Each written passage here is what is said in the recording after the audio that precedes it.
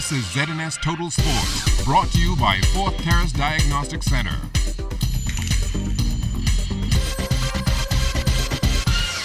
Good evening, Bahamas. Welcome to sports.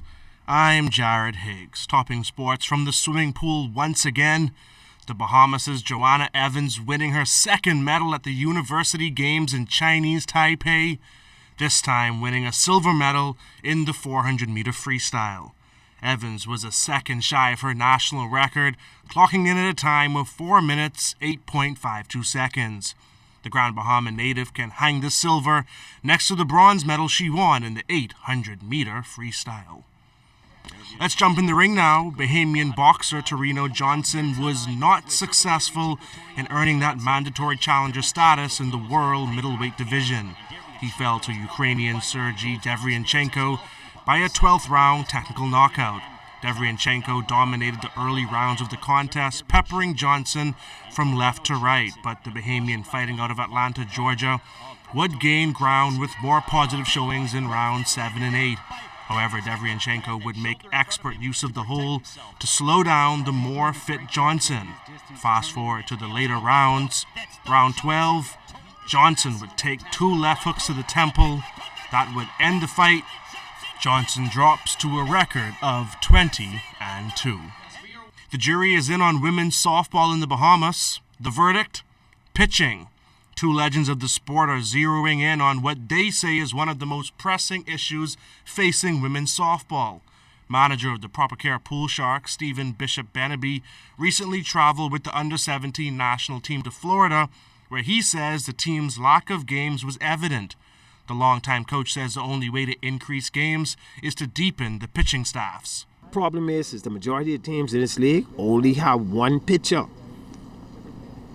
I can call names. We have girls team right here now only have one pitcher. They can't play more than 2 games a week. We should be playing double headers, man. We should be playing 3-4 games a week. And that means if we play that many games, we would force coaches to develop pitching. We would force coaches to coach. I got about 8 pitchers on my team. Who could come in the game and pitch? The only way the game is going to progress is to develop young players. And of course, the lack of pitching at the youth level can cause quite a headache at the senior level. Commenting on the women's team performance in the Dominican Republic was renowned coach Bobby Baylor Fernanda. He says he thinks there may have been a need for younger pitchers to feature in the squad. You know, I watch Bishop team and I see a couple of good little pitchers, and I watch Taylor team and the little girl that didn't go from Taylor team. I think they would have made a lot of differences in a pitching rotation. But the most important thing about coaching, the manager has to know how to manage the pitching staff. That's the key. You can't win all of the games. If you're going to qualify, you got to look at the roster and see who you're playing.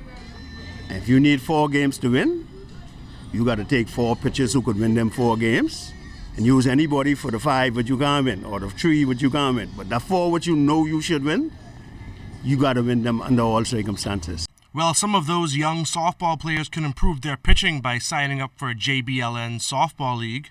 The baseball and softball sign-up sheet opens up on Tuesday. JBLN executive Shane Albury says online registration has been extremely useful. Oh, most certainly it's been working wonders for us for 28 years. It gives us an idea of what we have and what we need to do. Sometimes we hit the panic button when we see quite a number of persons registering in certain divisions. That let us know that we need to allocate coaches to different divisions. So the online registration process, it works fantastic for us.